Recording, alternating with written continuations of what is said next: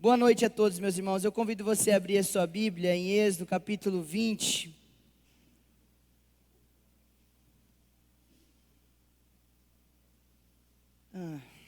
E nós vamos ler Êxodo 27. Nós vamos fazer a leitura da palavra de Deus. A palavra de Deus diz assim: não tomarás o nome do Senhor teu Deus em vão, porque o Senhor não considerará inocente quem tomar o seu nome em vão. Vamos ler novamente. Não tomarás o nome do Senhor teu Deus em vão, porque o Senhor não considerará inocente quem tomar o seu nome em vão. Amém. Vamos orar ao Senhor, pedir a iluminação do Espírito. Oremos a Deus.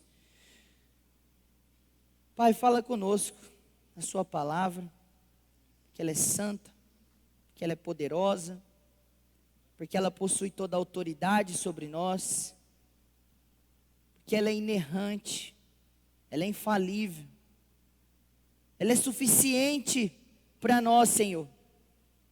Nos alimenta nessa noite com a tua escritura, e que o teu Espírito nos fale, ó Deus, porque nós sabemos que nós necessitamos e carecemos de ouvir a sua voz, assim como o Senhor Deus falou com esse povo.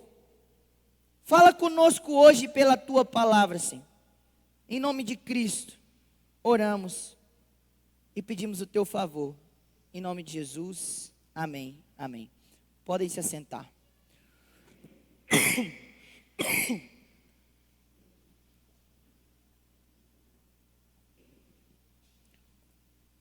Nós estivemos expondo, estamos chegando na nossa quarta mensagem. Na primeira mensagem nós falamos um pouco sobre a importância dos 10 mandamentos para a igreja de Jesus Cristo. E então depois, nas outras duas mensagens, nós tivemos já o primeiro e o segundo mandamento, no que tange o nosso compromisso com Deus, onde se exige, dentro desses primeiros 4 mandamentos, o amor a Deus sobre todas as coisas, com toda a intensidade do nosso ser. Conforme Jesus vai falar e vai resumir essa primeira parte dos mandamentos, dizendo que nós devemos amar o nosso Deus de toda a nossa alma, de todo o nosso corpo, de todo o nosso coração e de todo o nosso entendimento. E então nesses primeiros mandamentos Deus faz as suas proibições, lembrando que desses 10 palavras, 8 delas constituem uma proibição: não façam isso. E essas proibições, elas não é somente que Deus está restringindo algo que é natural da nossa inclinação, mas há também obrigações ativas pelas quais nós devemos agir por meio desses mandamentos. E nos 2 primeiros mandamentos, Deus em primeiro lugar proíbe os falsos deuses, porque Ele é exclusivo, Ele é único, não há outro Deus a não ser Ele. E depois Ele proíbe a falsa adoração, porque Ele sendo Deus, Ele pode estipular como deve ser o culto, porque o culto é para Deus, o culto não é para nós. Então Ele estipula como Ele quer ser adorado. E agora no terceiro mandamento, Ele vai tratar conosco da nossa atitude na adoração. Mas não se engane, não é somente em palavras, não é somente em falar o nome de Deus em vão, mas nós vamos ver na exposição desse mandamento que Deus requer muito mais de nós nesse mandamento do que nós pensamos. Ele quer um compromisso com as nossas atitudes, pensamentos, palavras. E também Ele quer que nós deixemos de ser omissos em algumas circunstâncias. Passemos então para a exposição. Primeiramente, o que há de especial no nome de Deus? O que há de especial no nome de Deus? Todos nós temos um apego com nomes. Quando nós vamos dar nome aos filhos, nós pensamos, nós estudamos o nome dos nossos filhos, porque nós queremos dar nomes que tenham significados. Nós tomamos cuidado de não dar nomes para eles que vai correr risco deles sofrerem bullying ou chacotas. Nós pensamos em tudo quando nós vamos dar nome aos filhos. Pensamos com carinho até mesmo no nome que nós vamos dar para os nossos animais de estimação. Nós gostamos de dar nomes. E há uma coisa interessante nessa questão de dar nomes. Porque quando nós damos nomes, automaticamente mostra que aquele que nomeia, ele tem autoridade sobre aquele que está sendo nomeado. Mas Deus não pode ser nomeado por ninguém. Porque Ele mesmo revela o seu nome. Caso Deus não tivesse revelado o seu nome, você jamais o conheceria. E Ele permaneceria sendo Deus. E você permaneceria nas trevas, na escuridão, distante e ignorante do Senhor. Mas aprove a Deus revelar o seu nome. Ele revela o seu nome. E a primeira vez em que ele faz isso, ele revela para Moisés, em Êxodo capítulo 3, quando Moisés estava pastoreando as ovelhas do rebanho do seu sogro. E aí ele vai sendo conduzido ao Monte Horebe, e ali ele vê uma sarça ardente que queimava e não se consumia. Ele se aproxima, Deus revela a sua santidade, e aí então mostra o seu plano de redimir e salvar o seu povo pelo Êxodo, livro que nós caminhamos pela leitura comunitária e terminamos essa semana passada. Nós temos ali então a revelação, quando Moisés pergunta, quando eu chegar àquele povo e disser que Deus me enviou, e eles perguntarem o seu nome, o que eu vou dizer para eles? E aí então Deus diz, diga para eles, que eu sou o que sou, ou eu serei o que serei. E aí então depois dessa expressão, vem o nome pessoal de Deus, que são constituídos de 4 consoantes do hebraico: o Yud, o Rav, o Rei e o Rav.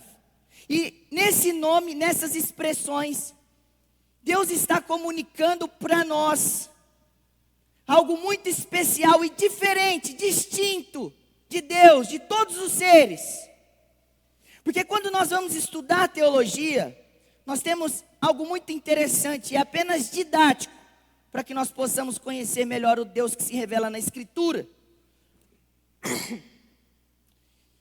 E nós dividimos os atributos de Deus entre comunicáveis e incomunicáveis. E os atributos comunicáveis são todos aqueles que Deus, quando nos criou a sua imagem e semelhança, Ele compartilhou conosco. São coisas que nós temos a capacidade de fazer de maneira comedida, mas que tem em Deus em abundância. Quais são esses atributos? O amor, a bondade, a misericórdia, a justiça, a ira, a compaixão, todas essas coisas que nós somos capazes de exercer. Mas há os atributos incomunicáveis. Deus não compartilha, é exclusivo dele e de nenhum outro. E esses atributos, eles são aqueles atributos que começam com o prefixo omni, do latim, onde Deus fala que Ele é onipresente, onisciente, onipotente, que mostra a grandeza superativa de Deus, mostrando que Ele tem todo o poder, que Ele tem todo o conhecimento, que Ele está em todos os lugares, que Ele é autossuficiente, que Ele é independente, que Ele sempre existiu, Ele é eterno, não teve início e não tem fim, mostrando a diferença de Deus para nós. E quando Deus fala para Moisés, eu sou o que sou, e revela o seu nome, é isso que Deus está comunicando para Moisés. Fale para eles que eu sou o Deus Todo-Poderoso, o Soberano, o Santo, o Perfeito, o Imaculado, o Altíssimo. Deus se revela assim no seu nome, porque o nome de uma pessoa não está separado do seu caráter e da sua reputação. Os nossos nomes, quando são citados em algum lugar, as pessoas lembram das nossas características, do nosso jeito, da nossa personalidade, do nosso caráter. O nome de Deus revela o caráter de Deus, quem Ele é e o que Ele faz.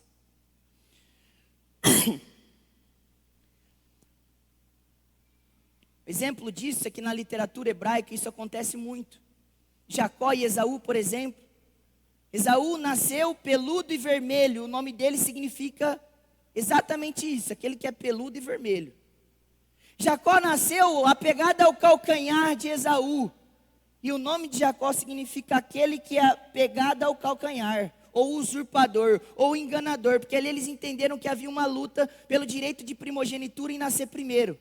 É por isso que depois, quando Jacó é transformado por Deus no Val de Jaboque, onde ele deu o nome de Peniel em Gênesis 32, quando ele lutou com o anjo, Deus mudou o nome dele, porque o caráter dele foi transformado. E o nome dele de Jacó passou a ser Israel, que significa um príncipe de Deus. Então nós vemos literalmente que o nome está atrelado a essa condição do nosso caráter, da nossa pessoa. E não há somente esse o nome de Deus na Escritura. Há outros nomes que derivam desse nome, que ele revela para Moisés em Êxodo 3. Nomes que nós conhecemos. Esses nomes revelam, por exemplo, El Shaddai, o Todo-Poderoso. Jeová Raá, o Senhor é o meu pastor. Jeová Jirê, Deus proverá. Jeová Nissi, o Senhor é minha bandeira. Jeová Shalom, o Senhor dá paz. Os nomes de Deus comunicam quem Ele é e o que Ele faz. Ele é santo e Ele é poderoso. E aí, então, quando nós olhamos para a Escritura, e exclusivamente para esses 10 mandamentos, nós podemos nos lembrar algumas coisas que estão relacionadas com o contexto desses mandamentos. E há 3 coisas a considerar para nós entendermos a relação do nome de Deus com o povo. E por que Deus está falando para esse povo? Para não tomarem o seu nome em vão. Porque senão ele não vai considerar inocente aquele que usar o nome dele em vão. Em primeiro lugar é o contexto familiar e relacional. Porque naquele tempo, em toda a Escritura, para ser mais exato, Deus havia falado para nós, conforme revela em Deuteronômio capítulo 7, em Deuteronômio 32, que Ele escolheu Israel. Não porque Israel era bom, não porque Israel era forte, não porque Israel era numeroso. E isso mostra uma verdade da eleição. Deus nos escolheu não porque viu coisa boa em nós, mas porque Ele, pela sua bondade, benignidade, pelos decretos que nós não sabemos, Ele escolheu, apresentando o seu amor e a sua graça. Mas aí então, quando Deus escolhe Israel, Deus chama Israel de o meu filho. Nós vemos essas expressões se repetindo por todo o Antigo Testamento. Israel é o filho de Deus, e Deus é o pai de Israel. E assim como o pai que escolhe o nome do filho, mas coloca o seu sobrenome no filho, para que ele leve pelas gerações o seu nome e o nome da família, e aonde ele vai, ou ele honra, ou ele envergonha o nome do pai. Assim também era Israel. Eles carregavam o nome de Deus, porque com isso, com essa verdade que Deus é o pai de Israel, Israel é o filho de Deus, Deus falou assim, muitas vezes na Escritura, que esse era o povo que se chama pelo meu nome. E o que significa isso? Não significa que nós clamamos a Deus, porque isso também é verdade. Mas Deus está falando literalmente, o meu nome pessoal foi dado a vocês. O povo que se chama pelo nome do Senhor. E por acaso isso não é uma verdade para nós os cristãos, naquela doutrina tão importante do Novo Testamento da adoção? Porque nós não éramos filhos, mas quando cremos no nome de Jesus, nós fomos feitos filhos de Deus. João disse isso em João 12, ele falou assim, mas a todos os que receberam, os que creem no seu nome, deu-lhes a prerrogativa de se tornarem filhos de Deus. Deus colocou o seu nome em nós. A prova disso está no batismo. Quando você desceu as águas, simbolizando que você estava morrendo para o mundo e nascendo para Cristo, e comunicando publicamente que agora você faz parte da família de Deus, você foi batizado em nome de quem?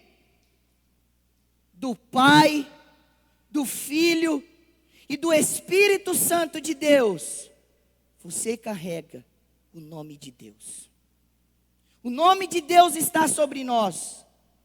Pensem nas bênçãos que acontece tanto no Antigo Testamento quanto no Novo Testamento. A bênção de Arão, por exemplo, ele diz assim: o Senhor te abençoe e te guarde.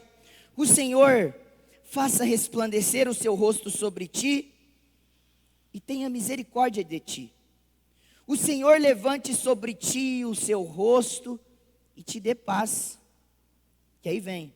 Assim, quando essa bênção for proferida, invocarão o meu nome sobre os israelitas e eu os abençoarei. Quando nós encerramos o nosso culto, o pastor vem aqui diante da igreja e na autoridade da escritura, o que ele faz? Ele despede a igreja, ele coloca que nome sobre a igreja? Como Paulo diz em 2 Coríntios 13:3, a graça do Senhor Jesus Cristo, o amor de Deus e a comunhão do Espírito Santo sejam com todos vós. O nome de Deus está sobre o seu povo. O nome de Deus está sobre nós.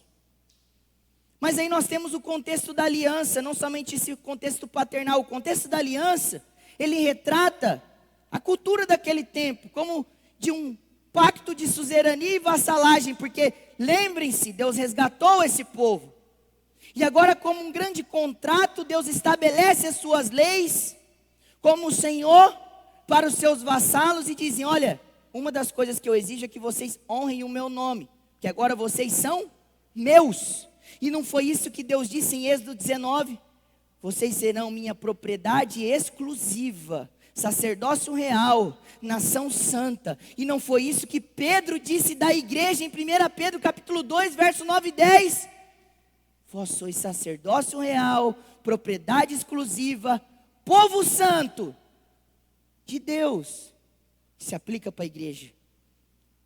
Então, da mesma maneira, nós estamos num pacto com Deus. Ele é nosso Deus e nós somos o seu povo. Mas é uma terceira coisa, para nós entendermos a força dessa expressão do nome de Deus sobre o seu povo. Porque esses 10 mandamentos também retratam para nós a aliança de um casamento. Todos nós, quando casamos, fazemos votos no altar, né?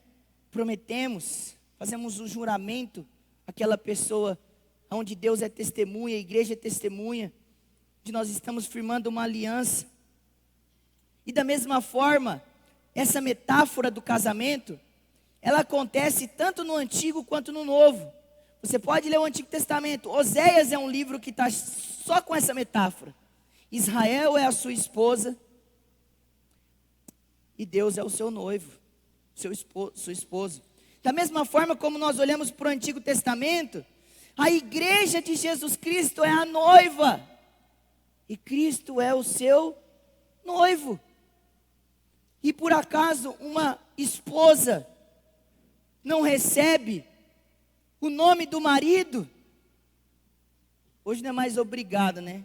Mas deveria ser uma honra para a esposa, né? Receber o nome do marido, dentro da visão da escritura. E aí então, aonde essa esposa vai, tudo que ela faz, a reputação do marido precede ela, vai com ela. Porque agora a escritura fala que nós somos uma só carne, não tem mais ela, eu, agora somos um só. Então tudo que a esposa faz ou o marido faz, também reflete na esposa, e assim por diante. Então o Senhor também está mostrando para nós que assim como uma esposa recebe o nome do seu marido, e tudo que ela faz, ou honra, ou envergonha, Israel e a igreja de Jesus Cristo carrega o nome de Cristo, como uma esposa carrega o nome do seu marido. Tudo que ela faz, ou ela honra, ou ela desonra o seu marido. O nome de Deus está de maneira irreparável sobre nós, o seu povo. E é por isso que nós, quando vemos que Deus fala aí, no verso 7 que nós lemos, Ele fala assim, ó, não tomarás. E esse verbo aí, tomar, não é simplesmente em palavras como nós falamos, mas significa literalmente aquele que carrega alguma coisa, que toma sobre si algo. Então literalmente Deus está falando assim, ó, não portem o meu nome em vão. E aí quando ele fala vão, o significado dessa palavra, ele é muito amplo, porque ela retrata aquilo que é vazio, aquilo que é nulo, aquilo que é inútil, aquilo que é sem propósito. Deus está falando assim, ó, não tomem o meu nome em vão, naquilo que é inútil, naquilo que é sem propósito. Não usem o meu nome naquilo que não vai conferir glória para mim, e naquilo que vai edificar o meu povo. Não façam isso. Não usem o meu nome em mentiras, não usem o meu nome em falsidades, não usem o meu nome de maneira leviana e refletida, sem seriedade, sem a devida coerência, sem inconsistência. Porque lembrem-se, o nome de Deus está revelando os atributos incomunicáveis, a santidade, a glória, a perfeição. Nós não estamos tratando com o nome de qualquer um. Nós estamos tratando com o nome de Deus, um nome santo. E aí então vem a pergunta, né? Nós podemos considerar quais as maneiras em que nós tomamos o nome de Deus em vão.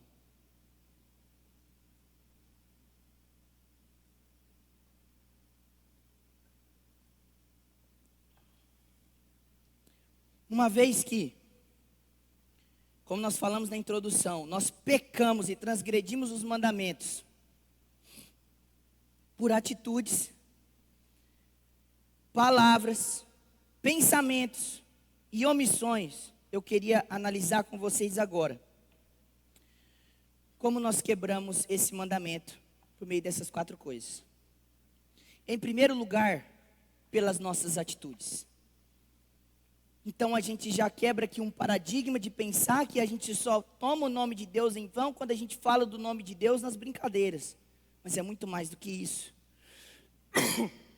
Porque se nós portamos o nome de Deus, tudo que nós fazemos, o nome de Deus está presente. Em primeiro lugar, nós tomamos o nome de Deus em nossas atitudes, quando nós agimos. Nós tomamos o nome de Deus em vão quando nós somos hipócritas, quando nós agimos com hipocrisia. E o que significa isso? Literalmente a palavra hipócrita ou hipocrisia é quando alguém veste uma máscara, ou no contexto dos gregos no Novo Testamento, que retrata perfeitamente o que é hipocrisia, era um artista. Os artistas eram chamados de hipócrises, porque eles subiam no palco, na plataforma, e aí eles vestiam uma roupa, eles vestiam uma máscara, eles mudavam a voz, eles encenavam, eles eram uma pessoa que eles não eram de verdade. É um grande teatro, é uma grande encenação. E isso é a essência da hipocrisia. Porque Israel foi acusado de hipocrisia. Jesus tratou da hipocrisia dos fariseus. E nós também precisamos tratar da hipocrisia do nosso coração. Porque o que mostra que nós tomamos o nome de Deus em vão é quando nós chegamos na igreja, cantamos os louvores, usamos linguagens cristãs, paz do Senhor, varão, vaso, homem de Deus, mulher de Deus. Ofertamos, cantamos, ouvimos, nos vestimos como crentes, lemos a escritura aqui na exposição da palavra, mas daí quando nós vamos embora, é como um grande artista que tira a roupa, muda as palavras, muda a encenação, e aí vive como se não carregasse o nome de Deus. Abandona a escritura, abandona os louvores, abandona a linguagem do cristão, abandona tudo. E aí nós vemos que o Senhor Jesus condenou isso, quando ele diz: porque vocês me chamam Senhor, Senhor, e não fazem o que eu digo. A ideia é literalmente essa. Nós rogamos o nome de Deus, nós falamos: sou cristão, sou do Pai, sou do Filho, sou do Espírito, mas a minha semana não mostra isso. Eu fico longe de Deus, eu não leio a Escritura, eu não oro, eu abandono a Deus no restante da minha semana. Então nós tomamos o nome de Deus quando nós somos hipócritas. Nós tomamos o nome de Deus quando nós não buscamos pela santificação, porque o povo de Deus que carrega o nome de Deus, lembra, foi chamado para ser nação santa. E Jesus, quando orou o Pai Nosso, Ele ensinou para nós a oração modelo, dizendo: Pai Nosso, nosso Pai, que nós carregamos o Seu nome, que estás nos céus, santificado seja o Teu nome, venha o Teu reino, seja feita a Sua vontade, assim na terra como no céu. Jesus nos ensinou a orar pela santificação do nome de Deus. E como a gente santifica um nome que já é santo? A ideia aqui é literalmente pelo nosso procedimento, pela nossa vida. Quando nós honramos a Deus na igreja, quando nós honramos a Deus no trabalho, quando nós honramos a Deus em casa, quando Deus não é só uma parte da nossa semana no domingo, mas Ele é o elemento mais importante de toda a nossa semana. Na segunda, na terça, na quarta, na quinta, na sexta, no sábado e no domingo. É o dia que nós nos encontramos com os irmãos na igreja, juntos como o povo de Deus. A santificação é uma coisa que o Senhor disse, a vontade de Deus é essa, a vossa santificação. Façam, pois, morrer a vossa natureza terrena, Paulo disse. Mas nós não só tomamos o nome de Deus em vão nas nossas atitudes, nós tomamos o nome de Deus em vão nas nossas palavras, e aqui é mais abrangente. Tiago dedica um capítulo todo do seu livro para falar somente do pecado da língua, das palavras maledicentes, das maldições que saem das nossas bocas, das vezes em que praguejamos contra irmãos e irmãs. Ele diz assim: com a língua vocês bendizem a Deus, o Senhor e Pai, e com ela vocês amaldiçoam os homens, feito à semelhança de Deus. Da mesma boca procedem bênção e maldições. Meus irmãos, isso não deve ser assim, Tiago disse, capítulo 3. Então perceba que Tiago está mostrando um contrassenso na postura daquele que carrega o nome de Deus, que fala do nome de Deus, que abençoa a Deus, mas com a sua boca amaldiçoa e pragueja contra a vida daquele que é seu semelhante e também é a imagem de Deus. Mas nós não somente tomamos o nome de Deus em vão, quando falamos contra aqueles que também carregam o nome de Deus, nós tomamos o nome de Deus em vão quando nós juramos e prometemos e não cumprimos. Quando nós fazemos juramentos, e o juramento em si, ele não é errado. A lei de Deus permitiu o juramento. Em Deuteronômio você vai ver isso, em Deuteronômio 11. E nós vemos na Escritura que muitas vezes o povo de Deus falava: tão certo como vive Yahvé. Eles clamavam Deus como testemunha ali nos juramentos que eles faziam. Mas Jesus nos ensinou em Mateus 5, em Mateus 23, que nós não deveríamos fazer juramentos precipitados.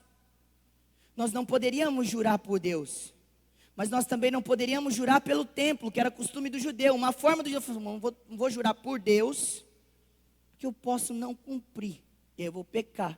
Aí o que o judeu fazia? Eu juro pelo templo, eu juro pelos céus, juro pela terra, juro pela minha cabeça. E aí Jesus falou assim: vocês juram por tudo, mas o nome de Deus está em tudo. O nome de Deus está na criação, o nome de Deus está sobre o seu povo. Nada que nós possamos jurar debaixo da terra vai estar ausente do nome de Deus. O ponto de Jesus não era a proibição do juramento. O ponto de Jesus é: nós juramos sem a intenção e a capacidade de cumprir.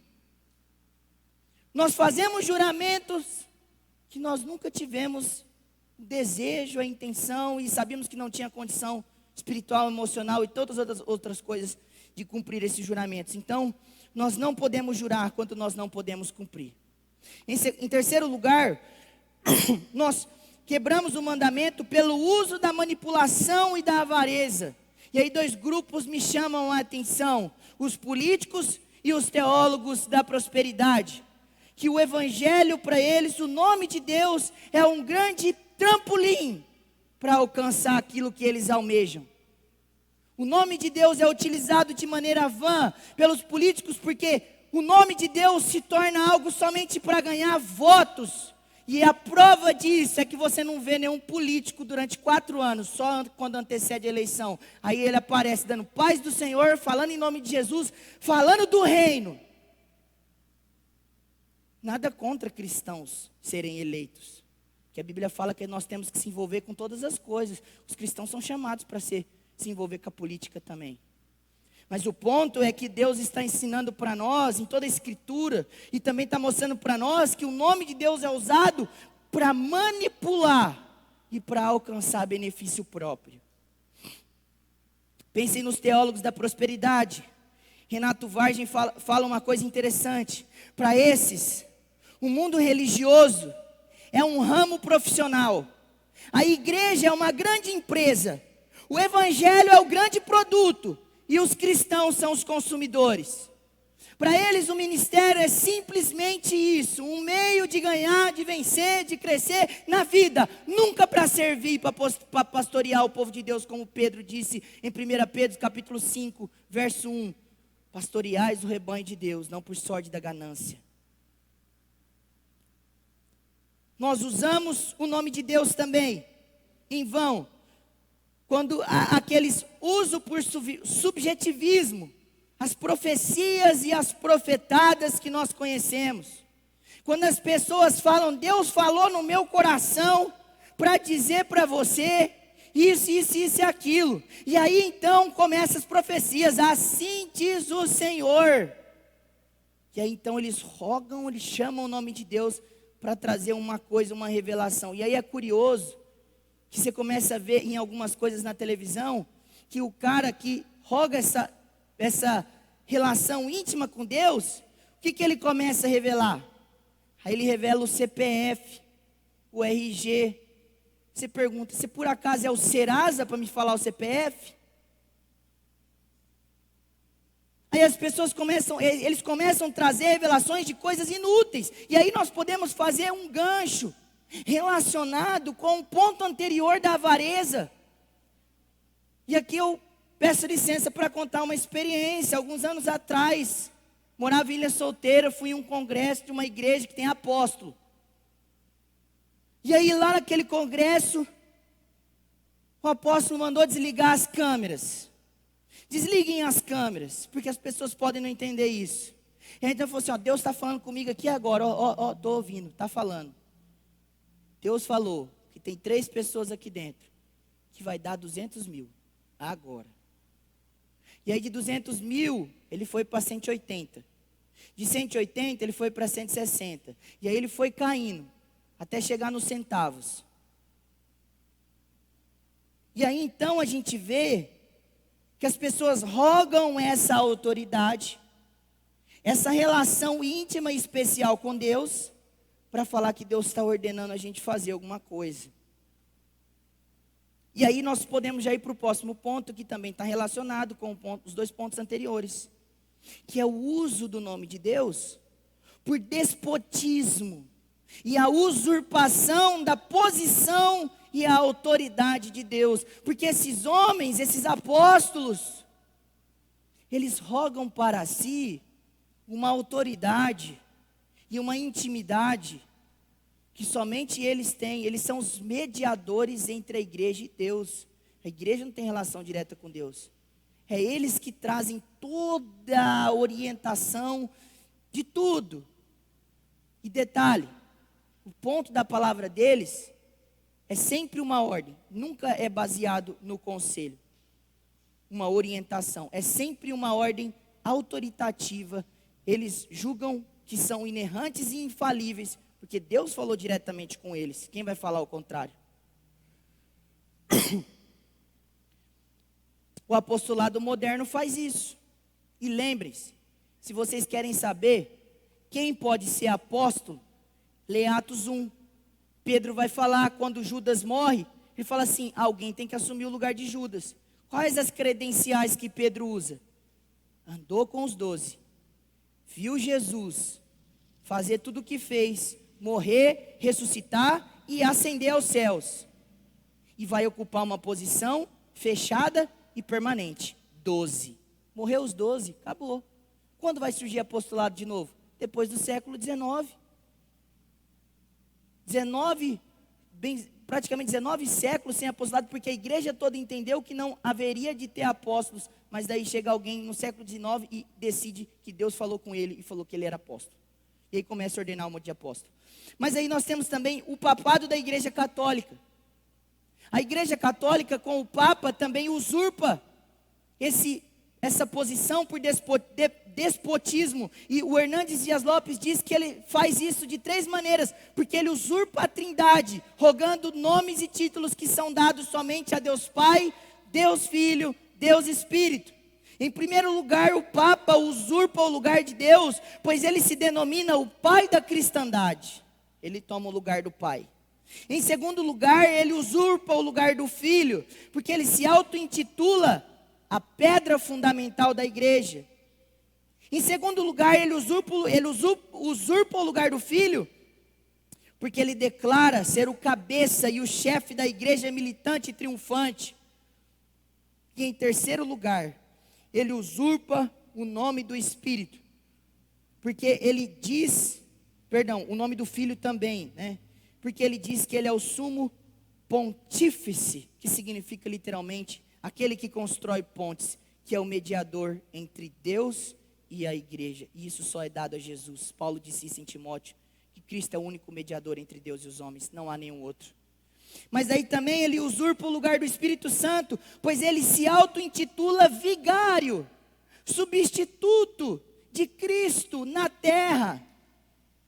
E quando Cristo ascendeu aos céus, ele enviou quem para que nós não ficássemos órfãos? O Espírito Santo de Deus. Nós tomamos o nome de Deus em vão também, pelos usos das expressões impensadas do dia a dia. Lembrem-se daquelas expressões usuais e clichês que nós usamos diariamente, por causa das nossas manifestações de choque, indignação, raiva ou surpresa. Quando nós falamos, meu Deus, Deus me livre. Se Deus quiser, Deus é testemunha, eu juro por Deus. Essas expressões, legitimamente usadas conforme o termo delas, porque lembrem-se, o nome de Deus é cheio de significado. Então nós não podemos usar o nome de Deus naquilo que não tem significado, porque isso é tomar o nome do Senhor, o nosso Deus, em vão. E aí nós usamos essas expressões no futebol, nos UFCs que nós assistimos, ou em qualquer outra coisa, na nossa indignação, na nossa raiva. Você fala, meu Deus, mas nós fazemos isso, mas como uma expressão de desabafo, do que propriamente dito, considerando a força dessas palavras, porque nós estamos rogando e pedindo por esse nome que é santo, grande, poderoso. Nós também usamos o nome de Deus, no caso aqui de Jesus, de maneira mística e mágica. Pense em todas as vezes que nós falamos em nome de Jesus. O sangue de Jesus tem poder. E pior ainda do que nós usarmos essas expressões que clamam o nome de Jesus, sua autoridade, sua presença, os benefícios para a igreja, é saber que nós, quando usamos de maneira banal esse nome, irreverente, impensada, há aqueles que não são cristãos e que tomaram o nome de Jesus como um ditado popular, como se eles pudessem rogar pelo nome de Jesus a qualquer momento. E lembre-se, o nome de Jesus é uma coisa que, dentro dos seus benefícios, a não ser que seja pela salvação de alguma pessoa, ele só pode ser usado de maneira fidedigna às Escrituras pelos cristãos, pelos eleitos de Deus, porque ele é eficaz somente pela igreja, a não ser que alguém invoque o nome de Deus, arrependido porque deseja ser salvo. Pense também no uso do humor e na arte. A Bíblia está cheia de humor. E nós temos essa capacidade de sermos humorados porque Deus mostra e pratica o humor na Escritura. Em Salmo 2 a Bíblia diz que Deus zomba e ri dos ímpios. Deus usa ironia e sarcasmo muitas vezes para falar com o seu povo. Então nós devemos pensar no uso dos filmes, das novelas, do humor cristão, como o nome de Deus tem sido usado, as coisas que nós consumimos relacionadas a isso. Pensem nas figurinhas de WhatsApp, pensem nos memes que nós compartilhamos. Todas as vezes que nós usamos o nome de Deus dessa forma, sem um critério específico, e nós vamos falar na aplicação qual é o critério que nós precisamos para usar o nome de Deus, nós estamos tomando o nome de Deus em vão. Pensem no ensino das Escrituras. Nós usamos o nome de Deus em vão quando nós ensinamos, quando as pessoas ensinam heresias, quando as pessoas reduzem a imagem de Deus pela Escritura, que falam aquilo de Deus que não é verdade, que trazem um Deus menos santo do que é, que enfatizam uns atributos em detrimento de outros, falam só do amor, nunca da ira e da justiça. Nós reduzimos a Deus. Nós também estamos tomando o nome de Deus em vão, porque a Escritura foi dada para que nós contemplemos a Deus por completo.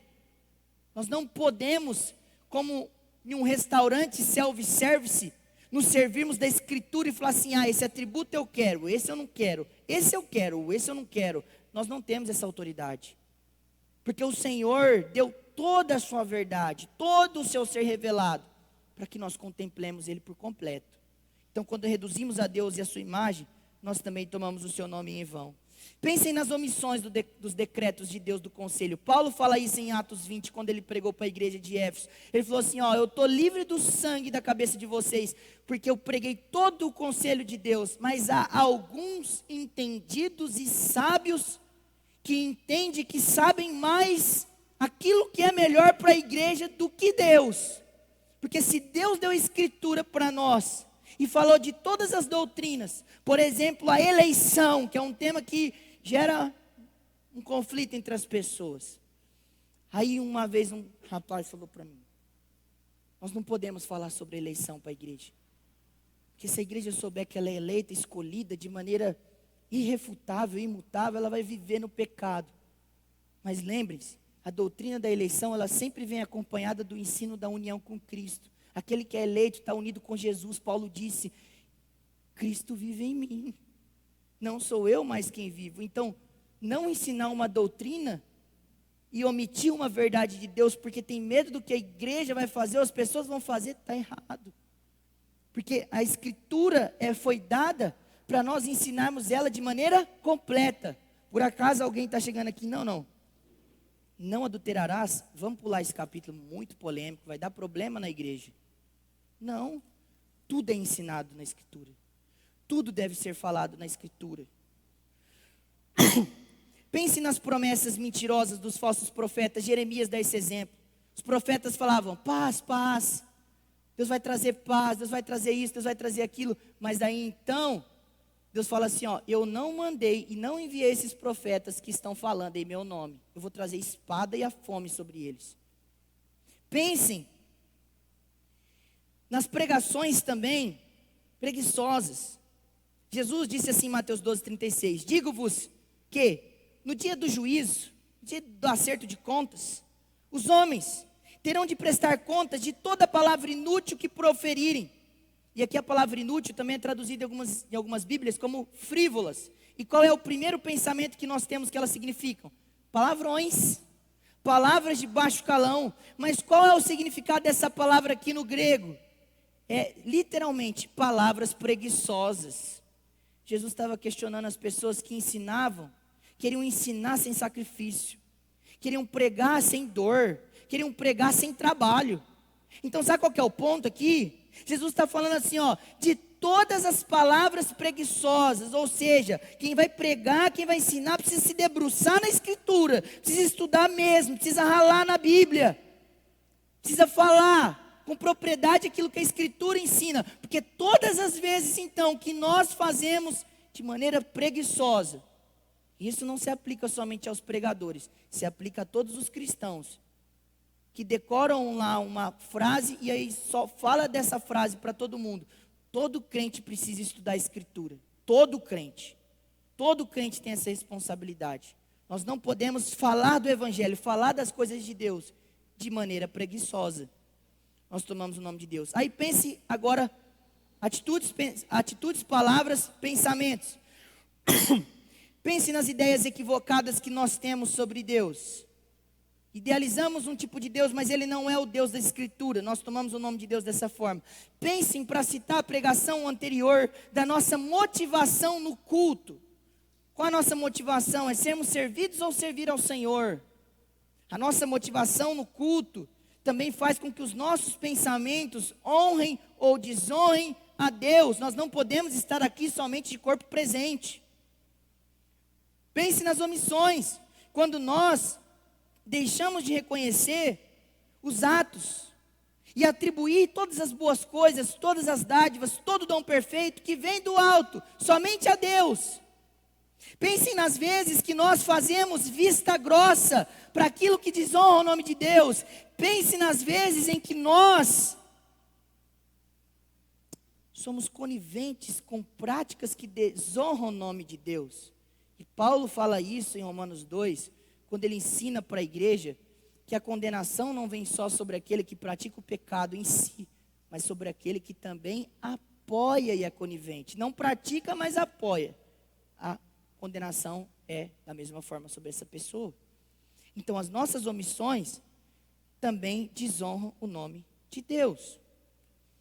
Pergunta 113 do Catecismo, do Catecismo Maior de Westminster, sumariza isso. Ele fala que nós tomamos o nome de Deus todas as vezes que nós não usamos dos seus atributos, das suas ordenanças, das suas obras, quando blasfemamos, quando abominamos, quando juramos, quando fazemos votos e sortes, quando nós fazemos consultas curiosas, quando nós fazemos zombaria profana, quando nós praticamos coisas pecaminosas, quando nós difamamos, quando nós cometemos escárnio, quando nós nos opomos à verdade, quando nós não administramos todas as ordenanças, os sacramentos de Deus de maneira adequada, todas as vezes que nós fazemos essas coisas, nós tomamos o nome de Deus em vão. E aí então o Senhor pega e fala, depois de falar, não tomem o nome do Senhor teu Deus em vão, ele traz uma sanção, um adendo ao mandamento, falando assim, por quê? Todo aquele que tomar o nome do Senhor teu Deus em vão, ele não terá por inocente. E aqui a palavra inocente é literalmente como se ele estivesse falando assim, eu não vou considerar puro, não vou considerar limpo, não vou considerar essa pessoa isenta da obrigação de usar o meu nome de maneira adequada. Quanto mais nós, que somos portadores do nome de Deus, como nós falamos no início, como seus filhos, como seus servos, como sua esposa. Deus não vai deixar passar em branco, Ele vai acertar as contas. Quando nós usamos o nome da Trindade de maneira vã. E aí, então vem a pergunta final para as nossas aplicações. Como então nós honramos o nome de Deus? Como nós fazemos isso? Uma vez que nós transgredimos de tantas formas, como nós devemos honrar o nome de Deus? Esse nome que é sobre todo nome, que está acima de todo nome. W. Pink responde, mostrando que o uso autorizado de Deus acontece assim. Existem apenas duas finalidades que podem ser autorizadas o nosso uso de qualquer um dos seus nomes, títulos ou atributos, a saber, para a sua glória e para a nossa própria edificação e dos outros. Ou seja, nós, o povo de Deus, que carregamos e portamos o nome de Deus, que tomamos o nome de Deus, só somos autorizados a usar o nome de Deus se for para glorificar e exaltar o nome de Deus, ou se for para edificar ou a nós mesmos ou o nosso próximo. Caso contrário, não use o nome de Deus em vão. Porque o nome de Deus é autorizado na Escritura nessas duas circunstâncias: ou para louvor de Deus, ou para edificação do nosso próximo. Em segundo lugar, nós usamos o nome de Deus, ou nós podemos honrar o nome de Deus, através da correta administração e a participação dos sacramentos, das ordenanças e dos meios de graça que Deus deu para a sua igreja. Pensem na ceia, já foi falado no culto anterior para nós, como nós participamos da ceia, como nós nos colocamos diante de Deus na ceia. Pensem no batismo, pensem no culto, pensem na escritura e na oração. Qual a sua relação com a escritura? Você sai daqui, leva a Bíblia para casa e ela é esquecida.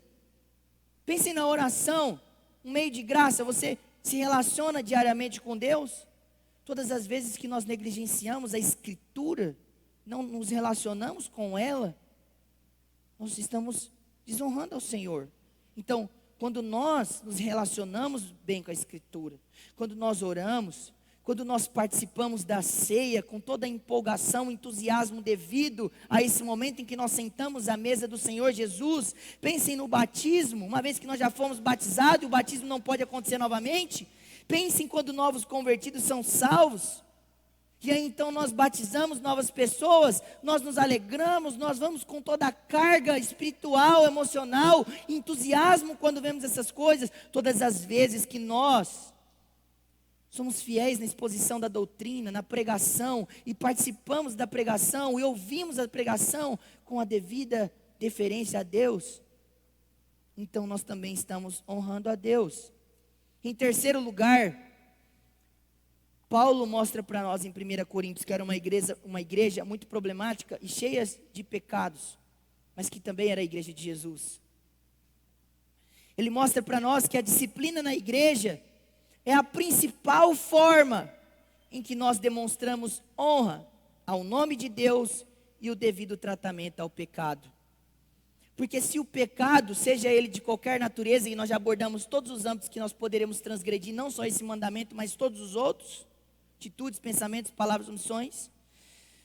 Se o pecado é a desonra do nome de Deus, a disciplina é a resposta da igreja para mostrar que o nome de Deus é santo e que nós não toleramos o pecado.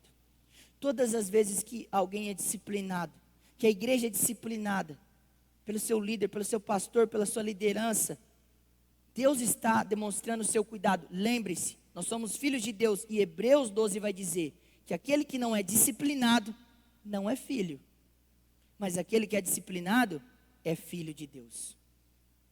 E o autor de Hebreus, conhecendo a nossa estrutura humana, ele falou assim: a disciplina, ela é difícil. No começo, ela não traz motivo de alegria, mas depois ela produz fruto de justiça.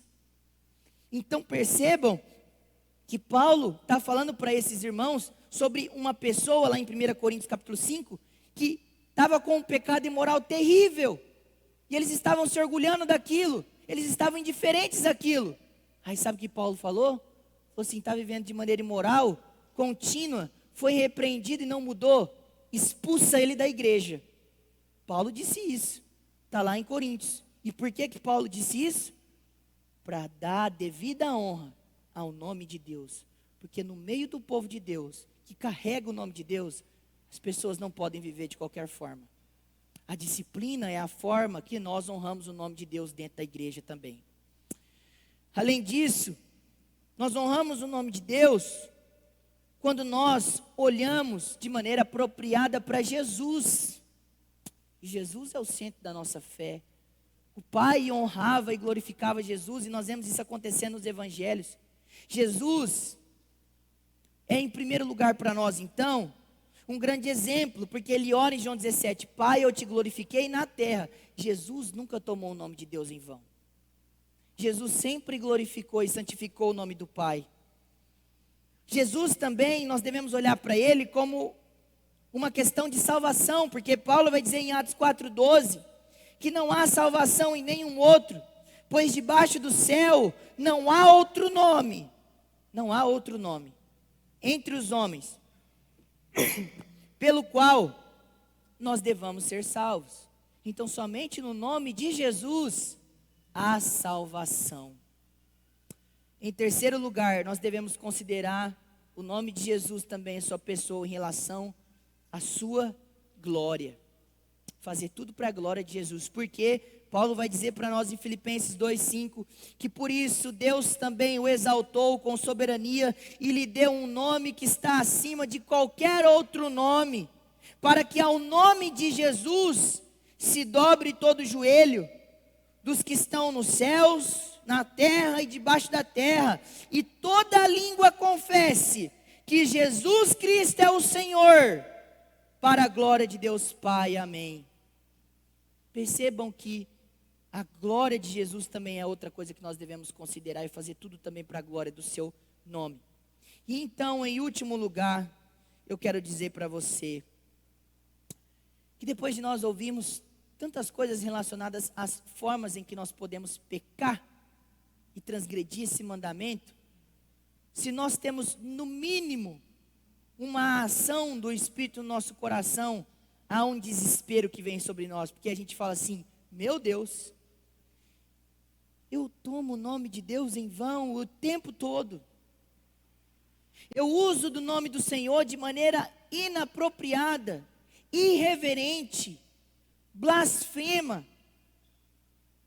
Pensem, então, olhando para isso, que esse mandamento aponta ao nosso pecado e também, por conseguinte, à nossa condenação, eu quero dizer para você, que para esse pecado e para todos os outros na sua vida, hoje, há perdão no nome de Jesus.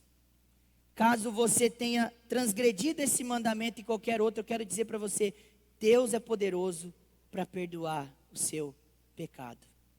Deus é poderoso para perdoar o nosso pecado, o meu e o seu pecado. Nós podemos olhar para Cristo e saber que assim como Deus se revelou no Antigo Testamento, quando esse povo já havia transgredido os mandamentos, antes que os mandamentos descessem do monte, Moisés chegou lá, já quebrou as tábuas, porque viu o povo já transgredindo todos os mandamentos, praticamente. E aí, então, em Êxodo 34, Deus vai dizer assim, né? Então Moisés lavou 2 tábuas de pedra, como as primeiras, o Senhor desceu numa nuvem, pôs-se junto a ele, proclamou o nome do Senhor.